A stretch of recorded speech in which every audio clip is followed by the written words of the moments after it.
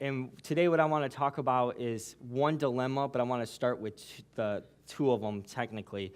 I think there's two dilemmas that we face as human beings, especially when it comes to God. And I really want to focus on the second one, but let me just take a minute on the first one. The first dilemma we face is God real? And that you would think we're in a church. Of course, we assume everybody in here believes God's real, but that's not true. There may be some of you who are like, I'm not so convinced of that. And that's okay. I understand. When I was growing up, I wasn't necessarily an atheist. I just didn't really know much about God. I had very limited understanding. And I was really big into science and mathematics. Like for me, fun was doing like quadratic equations and stuff in middle school. I liked that stuff. I enjoy that. I thought entertainment for reading was picking up a science book and reading about like dinosaurs and the research and stuff. And even in elementary, I read medical books that were toned down for younger audiences because I was fascinated with that stuff. If there was YouTube when I was in school, I would have probably been like all over everything that had to do with like proving like how solar systems developed and everything. And I understand why people are like, well, is God real? I mean, we have all this science today. And I was actually talking with Kate just to kind of give a little bit more evidence. That's my wife, for those who don't know that. She was sharing somebody she works, or was at her work, a client of hers, and how she was cutting her hair, and this lady's a believer, but her husband's not. And Kate knows how I feel about what we call missionary dating, and that's as an unbeliever being with somebody who's a believer, that there's some challenges that come with that. And she was telling me the story, and not saying that was so much missionary dating, but they really felt like God was doing something in their life. And I'm not here to criticize that or critique it. It's very possible. I realize God is infinitely larger than what we can imagine. And her husband, though, is one of those people who works really hard and provides and has always had to work hard like his whole life. And so for him, he doesn't feel like he needs God. So I posed the question. I'm like, so does he feel God is the God of the crutches? That he's just the God for those who are weak and need him? And I say all that to say this first dilemma is a big dilemma for most people. In fact, we've been talking in Epic, our youth group for middle school and high school students here at SonRise, about faith. And I think every Christian has at least a few times doubted, is God real? That doesn't mean we've almost walked away, but there's that moment where maybe you've been praying for something, and it's like, God, where are you at? And you just feel like he's not answering prayers. Like, are you out there? Are you real? Or you see tragedy after tragedy, and we're just like, wait, God, are you real? And then we're like, most Christians, we come to the realization, yes, he's real.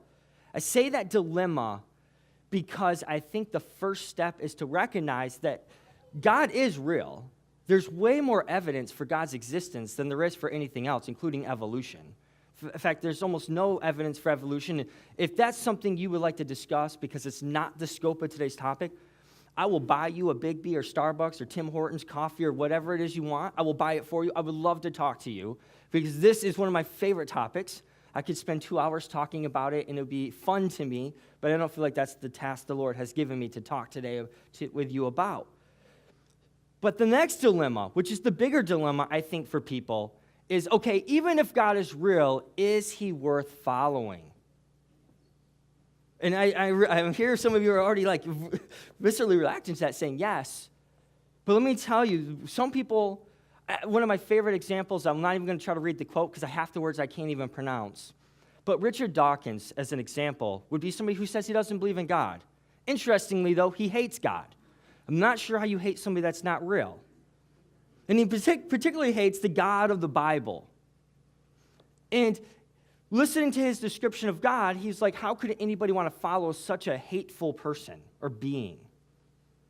Another example is there was many years ago when I was in Bible school, a friend of mine, Kyle, and I, we went to a coffee shop inside of a Barnes & Noble. And we were in there, and there was this guy who we'd see regularly there. it was Barnes & Noble was his personal library, he thought. And it was fun to talk to him. And he was pretty arrogant. He had one of those cards that showed he had one of the top IQs, like top percentage IQs and all that. And so his goal, I think, was to convince us God wasn't real. We were kind of toying around, like, knowing he wasn't going to want to accept God, barring a miracle, which God could do. But there would be a group of people, like this really weird blend of group people that would just show up, just really eclectic type, where it was just like, what is this unifying thread that holds these people together? You couldn't really identify. And I remember one day there was one guy there, and this guy was a Buddhist, he told me. And this is going to sound racist, forgive me, but it's not really. But I'm like, dude, you are as white as I am. I highly doubt you're Buddhist. But I realize there's a fad in America right now for Eastern mysticism. So I'm like, I just simply decided to ask some questions. I'm like, hey, so you believe in Buddhism, right? Yep. And I'm like, okay. And I was just asking these questions, like just kind of just poking a little bit into what he's thinking. And I'll give you an example of what that is. In case you're ever talking to somebody, I'm like, okay, so you believe in reincarnation. Which, by the way, talk about a great deal. If I was going to, and I told this to the youth students, if I were ever going to pick a religion, not based on facts, but just based on a desirable feature, I pick this one. For the sole purpose, if you get it wrong, you always get another chance. You'll always have another chance. You can never fail the test. You just get to keep retaking it until you get the test right. I don't care if I come back as a horsefly. I know I get another shot at the test. So I'm picking that. I'm like, if I'm just picking something, I love that feature. I'm like, this is a good one. But I don't believe in it. So I'm like, okay, so you believe in reincarnation? Yup, and I'm asking all those questions. And I'm like, okay, I just have one simple question for you. If you believe that people eventually reach nirvana or whatever you want to call it, and they quit, they cease to exist, they become one with Brahm or whatever, they no longer live, they've reached this enlightenment, why is there more life today than there has ever been on the planet? And I'm not just talking about human life. The guy stopped. He said, you know what, I'm pretty new to this. I don't really understand or know it all. And I'm like, okay. And I'll tell you the story because this is what came up next, and this is the key point. He said, I was a Christian. My wife got cancer, and I was praying for her, and the church was praying for her, and she died. I can't believe in a God like that. That question, that dilemma, is God worth following, is one of the hardest questions people face. It's not really whether God's real or not. That's almost undebatable. It's almost foolishness to debate against the existence of God. In fact, to take an atheistic standpoint is near insanity. That's why most atheists, when pushed hard, will actually move to more of an agnostic standpoint because it's almost impossible to say they know beyond definitive doubt that God does not exist. And I could go through all the arguments to show how could you pick which God's real out of all the religions, and there's great arguments for it. Again, love to talk to you if you want to know some of those. But just because you conclude God's real, and you could even conclude it's Jesus Christ, which is the greatest evidence of all, God himself stepping into history as a person living in life, fully recorded in history, the most documented person basically in all of history. If you believe in Washington, you have more reason to believe in Jesus. Great evidence, yet people reject it because the real question is he worth following? You can read the New Testament and see over and over that dilemma facing people. Here's Jesus. He shows up in a town, and on one hand, you have people who are flocking to him like, this is amazing. Who is this? This has to be the Messiah. This has to be the one who came for us. This has to be the promise that we read about in the Old Testament. And then other people are like, I don't like him. I don't like him. That's basically what they're saying. He's doing miracles on the Sabbath. Come on, he's breaking the law. This can't be God. And they got all these reasons they're rejecting him. And so why this dilemma is so critical, why I'm building this dilemma up, is because I think to get to what I was just saying, what I felt like the Lord was saying in prayer today, we have to move past American Christianity. American Christianity is you say a prayer, you show up to church when you can, you give a few bucks when you can, you serve every once in a while if your schedule allows for it, and you're good. But the real call of Jesus was not say one prayer, live your life how you want, include me where you fit me in your schedule, and everything's the way I want it, it's good. Real Christianity, when you look at it, is what Jesus says when he gives the parable. And he says there's a person that goes out and he begins to build a tower. And if he wasn't first going to count the cost, how foolish would he look, and I'm paraphrasing it, if he starts and then realizes he doesn't have the resources to finish. But he would first count the cost to see if what he was going to do would work. Otherwise, he'd be a laughingstock. Or what king would, with 10,000 men, not first decide if he could fight off the king with 20,000? He would first count the cost, and if he realizes he would have no victory, he would send and ask for terms of peace. Same as it is with discipleship. If you're going to follow after me, you have to count the cost. If it was easy, there would be no cost to count. If somebody came up and said, I'm going to give you $1 million, all you got to do is take it and put it in your bank account. It's perfectly legal. I would not be counting the cost, except for counting, like, okay, how fast can I get this in and call my tax guy, like, how much is this going to cost me? Because that is easy. But when it comes to following Jesus, the reason, if you've been in this church for many years now, you'll probably notice the reason I don't do altar calls a traditional way oftentimes is because it makes it sound like the end finish line is praying to Jesus and asking him into your life. That is the complete opposite. That's the starting line. And it's dangerous because as I was thinking about this over the years, I realized, how come we get to a place somebody says yes to Jesus and then no to discipleship? And I realized the reason is because if we tell somebody in the beginning, all you got to do is this, and then we say, oh, I'm just kidding, there's actually a whole lot more you need to do now, well, people aren't interested. I wouldn't be. If I went to somewhere like to the gym and they said, all you got to do is sign up and you will be ripped and shredded and ready to go, and then they're like, oh, I meant you got to actually use the machines. I'd be like, false advertisement. I thought $10 a month and it gets me everything I want in a tan. It's all I need to know. It's all I needed to know. What do you mean I got to show up and do something? But we do that with Christianity. I know it's funny, but it's like we do that. We're like, hey, just ask Jesus in your life. Everything will be great afterwards. And then we wonder why people struggle with God. Maybe you struggle with God because maybe that was your story.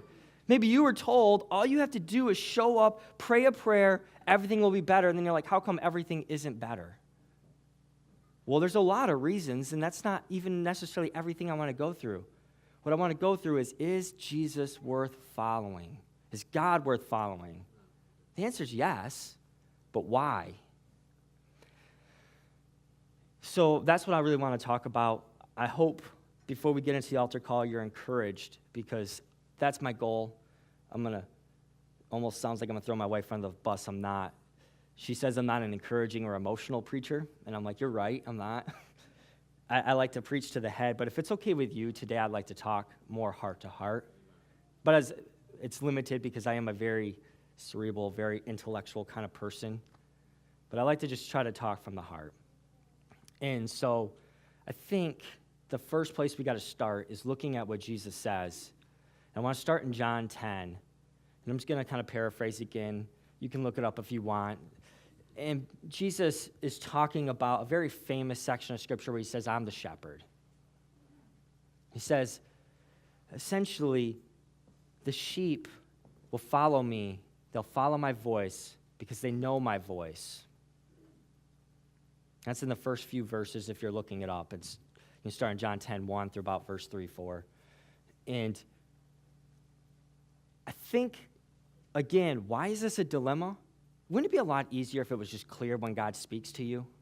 Like, God speaks, and you're like, okay, I know that's God. Like, there it is. That's God's voice. I mean, just as easy as you hear and recognize my voice, you could just hear and recognize God's voice. I mean, that's what it sounds like in that passage. Like, okay, you're walking along, and all of a sudden you hear Brian. You're like, oh, hey, God, that's you. What's going on? But it's not. It's so subtle. It's so soft. I mean, when you read about the story of Elijah at the mountain, and all of a sudden it says in that gentle whisper, he recognizes that's God. Boy, could they just make that more clear, like gentle whisper, AKA, it almost is indistinguishable from what you're thinking. Like, it's so soft, so subtle. You're like, could that have been God? And we wrestle with that. In fact, I remember reading a book after we went to a conference called Refresh a couple years ago. Rod Loy's the pastor's name. He's down in Little Rock, Arkansas. And he wrote a book called Immediate Obedience. And in that book, the whole premise is this. I'll paraphrase it all down for you. Just answer God when he speaks and just do what he says. There you go. That's a whole book for you. If you want to read it, you can. I'll give you a copy. I have them up in my office. But the whole point, obviously, is it's easier said than done. I shared this story many years ago, I believe, from the stage, but I'll share it again. Two things. One, to help you as we take step one, which is hearing God's voice. That's step one if you're taking like some framework notes. I'm told I don't do that enough either, so I guess listening to God's voice is a good first step. Two things. One thing that really helped me, I share it because this was life-changing for me. I'm a perfectionist by nature, which also means I'm a fantastic procrastinator by nature. And I hate mistakes in my life. I don't necessarily hate when other people make mistakes as much, unless it's driving and they cut me off, then I can get a little annoyed. That's a good word, thanks. But I hate making a mistake. Like, I prefer to do everything with perfection because there's pride. I'm a person, I have pride. There's also, I'd hate the guilt and shame of mistakes and all these things. And I'm setting this up because you know if you've been listening to God's voice, you've tried to follow what he said for any length of time, and if you haven't, you'll find out really fast what I'm saying is true. All of a sudden, one day, you'll have where God says something to you, and you're like, you go through the battle. Is that God? Is that me? Or is that Satan? I have a message somewhere on that, so I'm not going to go there today. I'll try to find it if you need it. But pretty often, that's what we go through. Is that me? No, well, maybe that's God. You know what? No, that could be just Satan trying to get me off track. And we wrestle through. And the whole point of immediate obedience is saying, okay, I am just going to do what it is, even if I make a mistake. And that was similar to what the Lord spoke to me many years ago. I said was really helpful. Because I'm a perfectionist, he said, you know, you keep asking to hear what I want you to do. You keep asking to hear my voice in all this, but you have to be okay with being wrong. You have to be okay with listening to what I'm saying and stepping out in faith and being wrong. And that's terrifying. What if God's saying, I want you to give $100? And you're like, God, I don't have $100 to give. What if he's asking you to give $10,000 to missions through the course of the year? And you're like, God, I could never. I don't even know how that would happen. What if God is asking you, and I'm thinking of a particular example, where he's like, hey, I want you to go pray for this person, and the method he gives is a little strange. You're like, God, what if that doesn't work, and they think I'm an idiot? You have to be okay with being wrong. God knows you're going to miss it. He knows I'm going to miss it. But we miss so often what God is saying because it's so subtle, and we're afraid of making a mistake as if God's going to punish us for that mistake. As if he doesn't know our frailties, our shortcomings, and the difficulty we have with recognizing and discerning his voice on a regular basis. So instead of doing that, whatever it is he's speaking, we have a tendency to just do nothing. We tend to disregard giving that gift. We tend to disregard praying for that person. We tend not to sign up and volunteer in that area because what if it's wrong? What if it was just my idea? Oftentimes, it's a general rule of thumb. It's not a prophetic, like always, thus saith the Lord. But a general rule of thumb that I have started living by, I've heard other people who I respect greatly say, if it's something that's going to honor God and it just hits your mind, it's probably not something you were thinking of, it was probably God. If you were not sitting there thinking about, man, I really would love to go help in youth. No subtle hint there at all.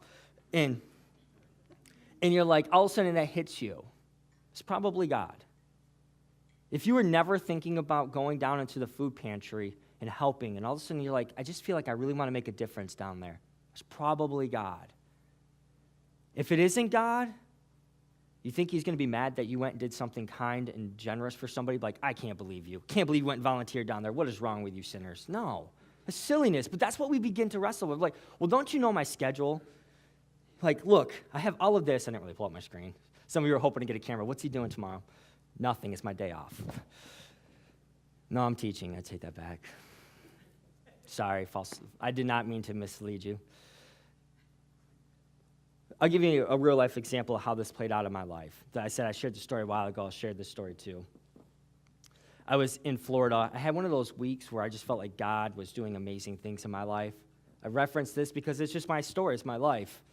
In my life, this happened to be one of those profound 5-7 days, whatever it was, where it just seemed like God was just doing so much. He was speaking so much in my life. It felt like worship was amazing in my life. I would just go out on the beach and just sing and worship the Lord.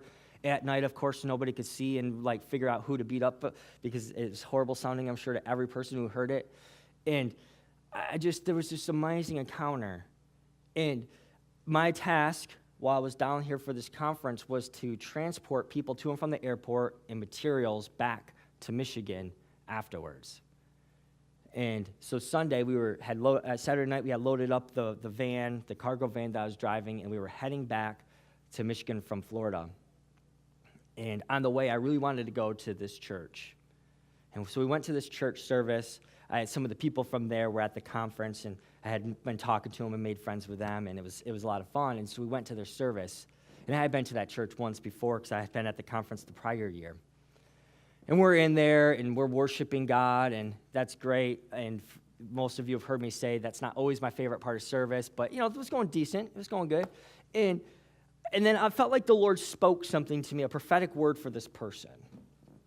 And if you've ever felt like God wanted to use you in a spiritual gift, I think a human reaction for most of us, maybe not all of us, but I think most of us, we get a little bit nervous. It's different if we're just going to go up and say, hey, can I pray for you? But when you feel like God's saying, I have a message for that person, I want you to give it to them, that's scary. At least it is for me. When I have to get up here, I was thinking even in the pew worship, I've preached many times, and yet I'm still a little nervous, Lord, I feel like how you're asking me to speak is not a teaching method where I have all these notes, but you're asking me just to kind of in a more prophetic way, just speak into people's life. And I'm like, that's scary, because that means I have to trust God is not going to cut me off and let me down. And so I have to be able to be listening to him and speaking at the same time. And so I feel like the Lord gave me this message and to go speak to this guy. And I saw him, and during worship, he was one of those people who was very expressive. He was wearing a nice suit and tie. He was dressed for church. He's really worshiping emphatically and just getting into it. And I felt like the Lord said to go tell him, don't worry about what people think about you. Something to that effect. I mean, it's been 10 years now, but it was something to that effect. Don't worry about what people think about you. Now, in my younger days, I have that very choleric black and white personality, so I can get a little that's right, I can't believe this guy was trying to make it all about him during worship, drawing attention to himself. Yes, I got you, Lord, I'll tell him.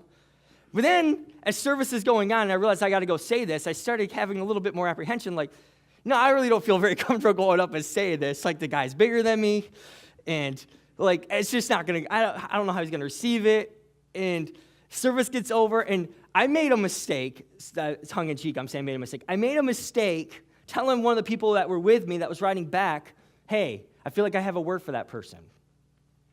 So after service, people are all coming up and talking to him, and I'm talking to some people I know who are like, hey, I'm so glad you were able to come and hang out with us before you go back to Michigan, blah, blah.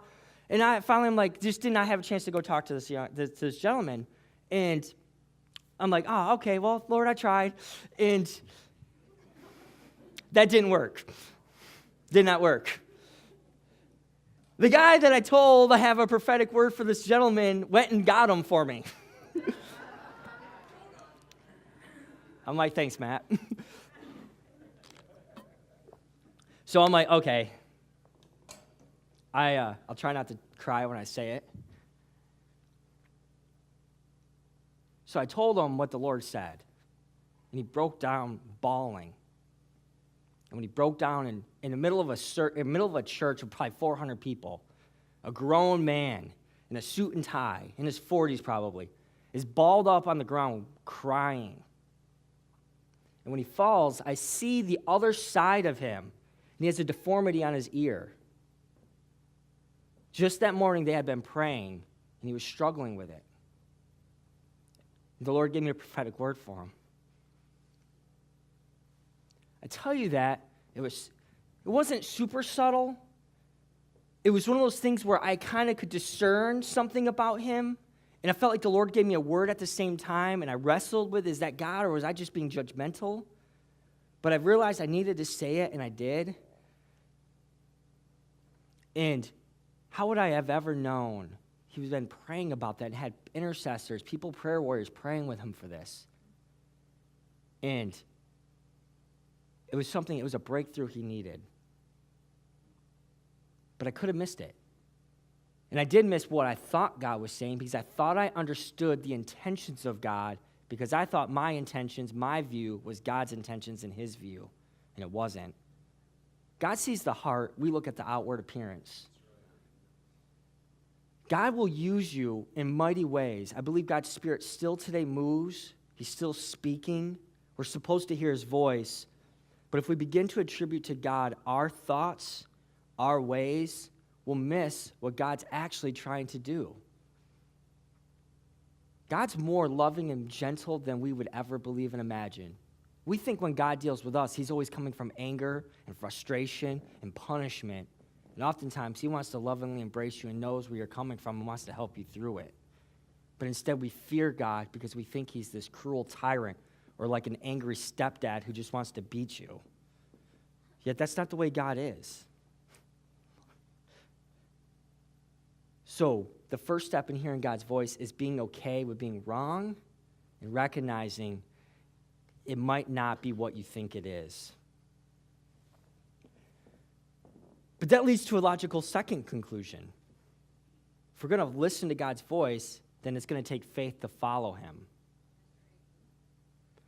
Boy, if that one was hard enough, talk about the next one being hard is faith. How do you even really explain faith? I realized we could go to Hebrews 11 because that's where we're preaching out on an epic right now. And I could go to verse 1, and that'd be a great verse to actually write down, where it essentially says faith is the evidence of things hoped for and the substance of, or the evidence of things I've seen, the substance of things hoped for. And actually, I'll just read it to you. I'm going to pull it up. Hebrews 11:1.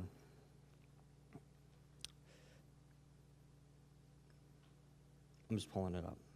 I want to read this to you instead of paraphrasing it.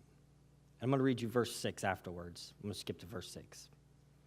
So 1 says this, out of the Amplified. Now faith is the assurance, title deed, confirmation of things hoped for, divinely guaranteed, and the evidence of things not seen, the conviction of their reality. Faith comprehends as fact what cannot be experienced by the physical senses. Verse 6, though, says this.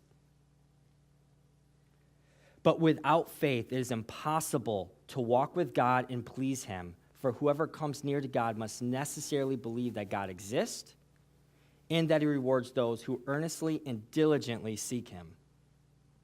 And I think that's a good working definition. I hope you guys agree. Coming from the Bible, that's a good definition.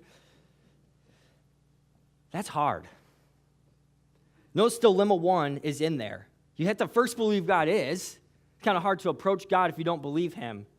But then that we have to believe that he rewards those who earnestly seek him. I think part of the problem with faith for most of us, and I'm not, I believe in faith greatly, but I'm not what some people would call a faith preacher, which means I think we just declare and have positive thoughts about something and it changes. Not because I think being pessimistic's good. No, I think hearing what God is saying and believing what he said is good. When he says all of his promises are yes and amen, believing his promises and saying, I know, God, you promised this, I'm going to believe it, that's good. I don't care how much I believe that Keenan's going to donate that Corvette to me. I've been preaching this for years, and I can tell you it has not worked. Not a good method. Scratch that one. I'm still planting seeds, though. I'm just kidding, Keenan. No. But I could tell you other things, though. When God says, I'm going to heal that person, you can believe it. How that's going to look, I don't know.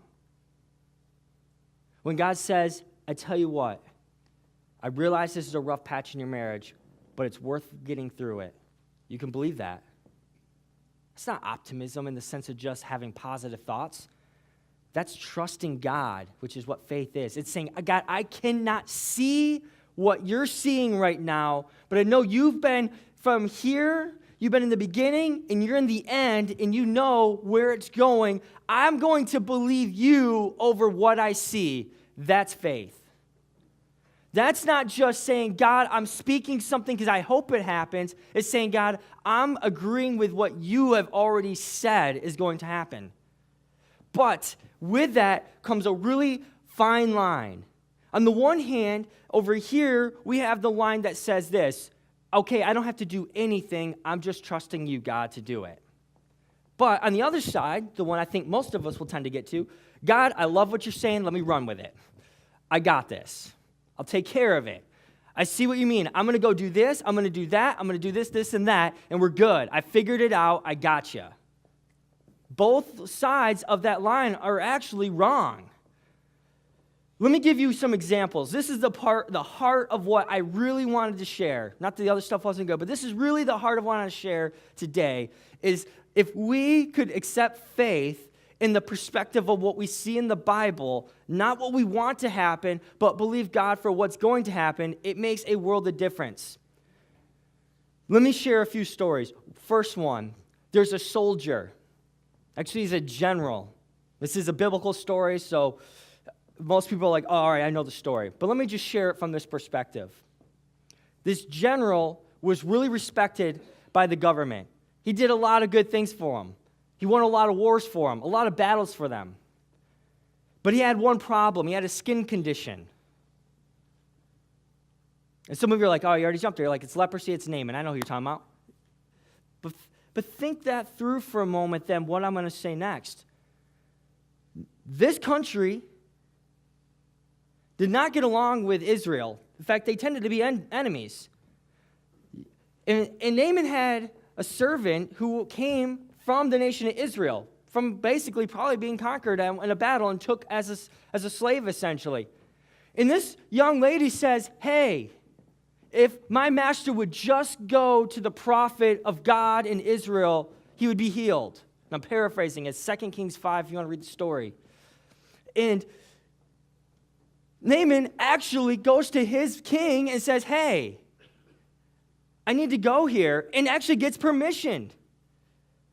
So Naaman goes to the king of Israel and is like, hey, I need to be healed. And of course, he thinks it's a setup, that they're just trying to find a reason for them to attack that, for Syria to attack them.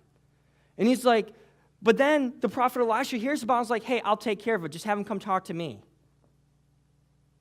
And Naaman goes and is insulted in his mind because Elisha doesn't come out and say anything or do anything. He sends his servant to go tell him, hey, go take a dip in the Jordan River 7 times. You'll be good. He was infuriated. How dare they? How could they insult me in such a way, essentially? And he was so outraged. Then, by a blessing to him, the people who were with him were like, hey, if he would have told you to go and do some hard, difficult feat, you would have done it in a heartbeat. In Naaman's mind, what he was saying is, I thought he was going to come out, he being the prophet of God, in this case Elisha, was going to come out, wave his hand or something over my leprosy, and I was going to be healed. He had already determined in his mind how God was going to answer the prayer. We do the exact same thing. We have something from God, and we have determined this is what it's going to look like. I hear you, God. Let's make this happen. I think more often than not, what God wanted to do versus what we thought he wanted to do are different. Why? In Isaiah 55, it talks about God's ways are higher than our ways, and his thoughts are not like our thoughts. In Ephesians 3, I'm just kind of giving the references here, it talks about God can do infinitely more than anything you could think or imagine. We are so limited in what we think God wants to do that we actually can miss the very thing he's guiding us into because we limit it with our own view of what that word meant. So Nahum was thinking, oh, he was supposed to do this. The rivers are better back where I'm at in Damascus. I can't believe he's asking. His servants are like, hey, just do what he says. So he finally is like, okay, fine. He goes and dips in the water of the Jordan River 7 times, comes out, and it says his skin's like that of a young boy, completely healed. Is it because the waters in Jordan River had healing powers? Of course not. Otherwise, everybody who had a sickness would just run to the Jordan River and been taking a dunk in the water. Is it because Nahum acted on the faith and it was just because of him he was healed? In a sense, kind of. He responded to the direction of God, and when he did, he actually saw the miracle God was looking to do in his life. And I think the difficulty is, again, being okay with hearing, because he would have felt like an idiot if he would have jumped in the water 7 times and came out and had leprosy or whatever the skin condition was. We feel the same way. What if I do what God says and it does not work?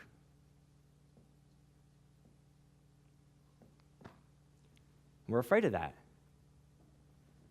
I'll share a story that's a real-life active one for me. Kate and I are currently in the middle of this step of faith, but I'm going to back it up from where we're at. So I can't tell you the end of the story yet, but I can tell you how it started. And part of my story is this. I met Kate, and it was a fulfillment of a prophetic word God gave to me on that same beach I just talked about earlier when I was in Florida. And when we met, we didn't have a lot of money. It turns out that, when you first get married, that's kind of a common story. That was our story. We were like, okay, this is cool. What are we going to do? I had a little studio apartment where you could flip the eggs from my bed on the stove. It was awesome. I still didn't have that apartment cleaned despite it being a whole 20 square feet. And that was an interesting thing for us to adjust to, is my cleaning habits versus her perfection on cleaning. And they wouldn't extend my lease to a month-to-month or a shorter-term contract. They wanted a whole nother year, but we were getting married a few months later, so I had to just end my lease and move back home with some family in Lansing. And then we got married, and we were looking for a place, and I'm like, okay, we don't have a lot of money, and God opened up an amazing blessing. He let us rent literally this amazing house. At least it looked amazing. When you lived there, you found all the flaws with it, of course. But it seemed like this huge blessing. I mean, it was huge. It had more space than we needed. And we were renting it basically for what they paid in property taxes, which was a lot of money. But we could afford that. And we lived there. And it was on a deal of month to month until they sold the house. So we stayed, and you never knew next month if we were still going to live there. But we were okay with that. We were just kind of looking at houses and trying to figure out what we were going to do. And during that time, I had finished Bible school, and I was working towards my credentials and thinking about where are we going to go next. And started looking at, talking and thinking. We're praying. We started looking at places in St. John's. We're like, okay, maybe we could go over here. Where's God taking us? We didn't know. I had long completed my commitment to SonRise Church at that time. I was only supposed to be here for a year, and it had been several more years by that point.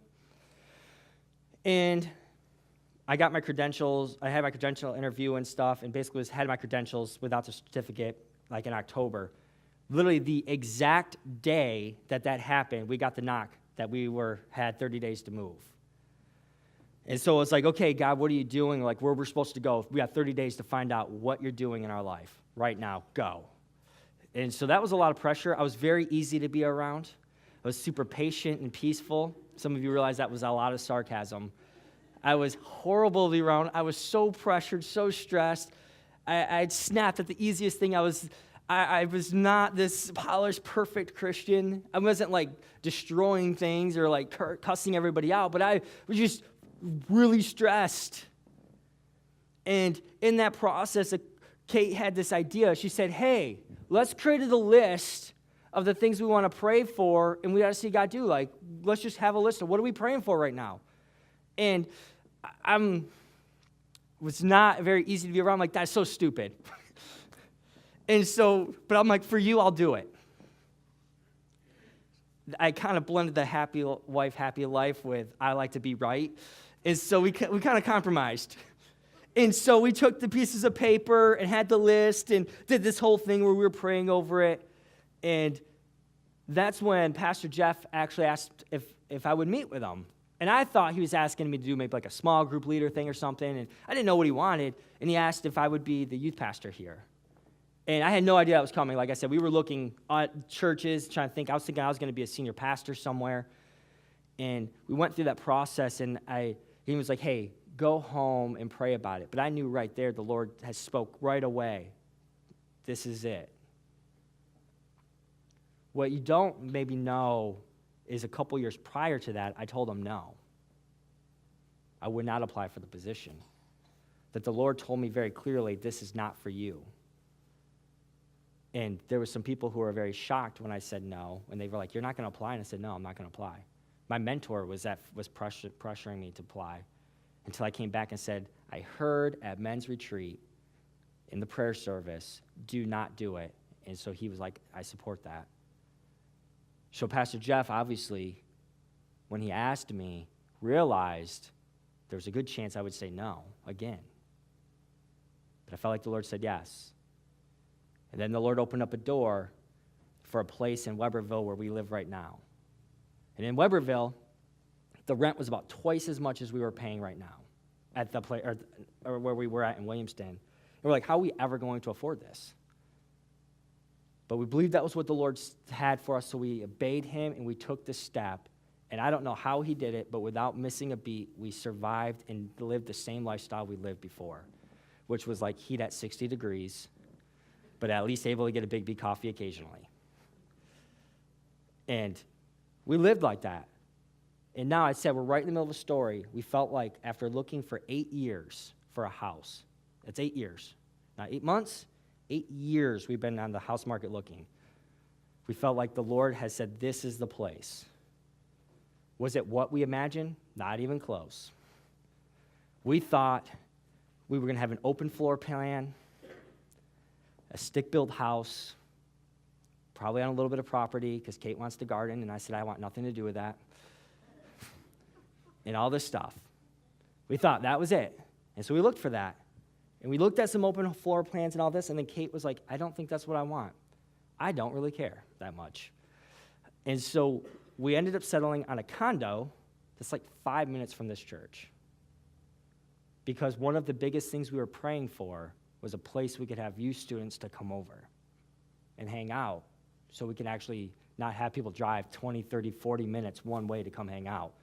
And when you're going to play Super Smash Bros. To like midnight, you need something that you can get to for a little while, get home. Yeah, so I see the few youth students are in here like, yeah, I agree. That's a lot of fun. I say that because basically, without getting into a lot of details and numbers, it's a huge step of faith for us because like, God, how are we going to afford that? I'm a numbers guy. I'm a perfectionist. I track what we spend to the penny.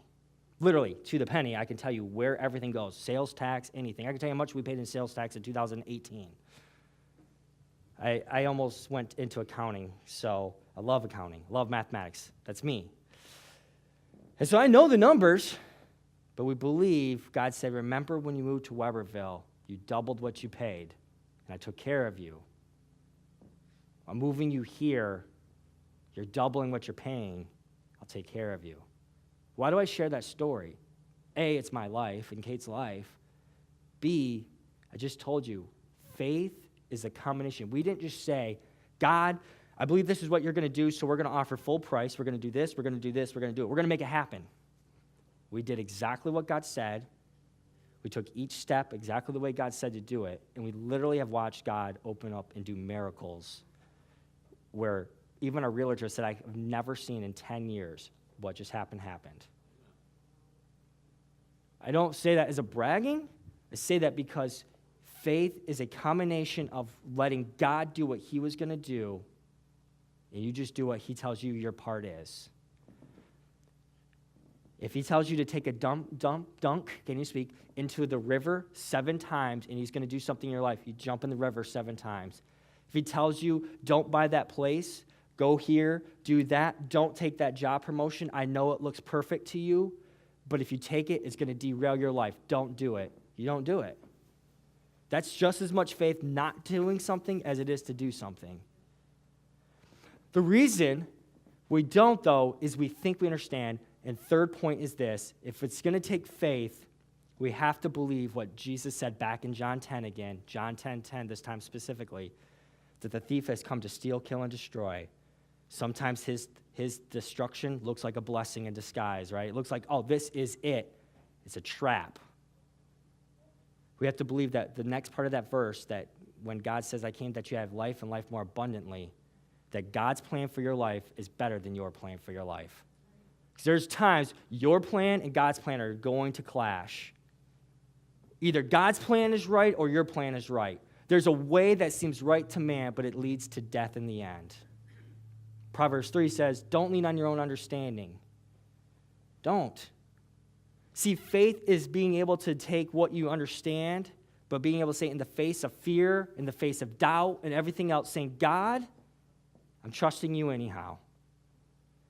I don't remember the reference. I think it's in 2 Corinthians chapter 5, but I can't remember. Sorry, it wasn't in my notes. But it says we walk by faith, not by sight. That's not you should. That is you do. As a Christian, by default, you are walking by faith, not by sight. By you declaring you believe in God alone says you are believing something you do not see. And in that process, as we're walking in faith, we have to believe that that destination, not just heaven, but even here and now on earth, God has something so amazing for you. What does that look like? Some people are like, oh, cool, does that mean a bigger house? Not necessarily. Does that mean an awesome job promotion? Not necessarily. Does that mean nothing ever tragic is going to happen in your life? Not necessarily. What you designed for your life, God might not. Let me give you a couple examples, and then we'll open up the altars. I want you to think about the story from Peter's perspective. See, Peter had followed. Remember I said Christianity is not just saying, God, I'm praying you into my life. Peter followed the call of Jesus, follow me. And Peter followed him. And one day, as he's following Jesus, Jesus sends them off in a boat and says, hey, go ahead. I'm going to stay back and pray. After doing all this ministry, all this stuff was happening. He's feeding, I think it's the 5,000 at that point. And then Jesus looks out after he spent some time with God. Amazing to think that, a side point here, Jesus, after ministering, still went and spent time with God. If we think we're going to do this stuff without praying and spending time with the Lord, we have really deceived ourselves. We need to rely on the Holy Spirit. We need to be able to pray. But Jesus spent time praying. He looks out. He sees his disciples on the water rowing. They're not making barely any progress because of the wind and everything. And Jesus decides to do what every one of us would do. Let's just walk across the lake. And I guess you can do that when you're Jesus. One of my favorite memes I saw was a playground flooded, and then the sign just sticking it up says, no running around. Like, that was cute. And so Jesus is walking on the water, and he's making his way, and the disciples see him, and maybe you've heard this story before, and they start freaking out.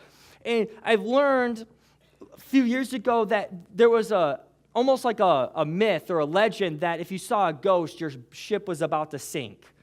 Because there was a huge amount of boats sinking on the Sea of Galilee, so they thought they were about to die, is what I've seen some people researching saying that's why they had this huge reaction. Of course, I think just seeing somebody walking on water would cause a huge reaction, but just me. And so they just are freaking out, and they're like, oh my goodness, we're going to die. Oh, it's all dramatic. And all of a sudden, Jesus, again, paraphrase, you're not going to find it written this way. Jesus is like, hey, calm down. It's all right. No worries. It's no big deal. And Peter, you gotta like Peter. He's like, all right, if that's you, Jesus, call me out to the water. And Jesus, I don't know if he's smiling. I can imagine he's probably smiling. He's like, all right, come on out. The water's great. And, the storm's all around. And here's the mind-boggling part. Peter steps onto the water. What is he thinking? He actually steps out of the boat and walks on water. Literally, I shared this with the youth students. Let me just share the same thing with you. On the other side of maybe high risk, maybe looking like you made a huge mistake, but taking a step of faith is where you're going to see the greatest power and move of God in your life. It was when Peter stepped out of the boat and did what seemed absolutely stupid, probably even to the disciples around him, that he saw an amazing miracle in his life. I think not just the walking on water was probably an amazing miracle, but I think the fact that at that moment, I would think probably for the rest of his life, he remembered what happened there. It's like, I can trust God. I mean, that's a memorable moment. We don't think about that oftentimes, but I'm sure he remembered back to that throughout his life. You know what? But even more important than the stepping on water, I hope what you remember is when you listen to the voice of God, you step in faith, that fear of making a mistake should not scare us because God does not let us drown. I know everybody talks about Peter took his eyes off Jesus, started saying, I don't really care the reason. More important to me is the fact that Jesus didn't just say, I don't know what to tell you. You should have listened to what I said. He reaches out and saves them. That's the kind of God we serve. That's why he's worth following. Even when you listen to his voice, take a step of faith. If we stumble and make a mistake, he's going to reach his hand out and save you because he's gracious and merciful. God is worth following. Thanks. I'd like to open up the altars at that. The worship team is going to come up. We have 2 songs. There's 2 things I'm opening the altars for. The first thing is this. Maybe you're like, you know what? Maybe somewhere in that, what you're talking about, I struggle. Maybe you feel like you're having a hard time hearing God's voice. I understand. I don't always find it easy either. Or maybe you're like, I feel like God says something, but I just find I miss it regularly because I'm afraid to step out in faith and I delay too long. I'm not quick to be immediately obedient like you were talking about. Or maybe you're like, you know what? I'm just afraid God's going to let me down if I step out. I'm afraid to step out of the boat because what if it fails? That's one altar call. Or I guess I was just including that one. If you're like, I do not know Jesus as my Lord and Savior, like you're talking about this God, you said, you're saying that you got to actually start with that first dilemma. You got to first believe in God. I don't necessarily believe in him. You could come up. We'd love to pray for you there. The second part of this altar call is if you just need healing or anything else in your life that you were planning on coming up during worship for, you're like, I really was hoping to get prayer, and there was no prayer. This is also happening. We want to do both at the same time while we're worshiping the last song. If you're maybe, there's going to be a couple people up here. You don't have to just come to me. Just come up for prayer. There's going to be Amy up here. If you want to just come up, Rick will be up here. If you want to just come on up, they'll pray with you as well. And we just would love to pray for you. Whatever we can do, this will be your opportunity now.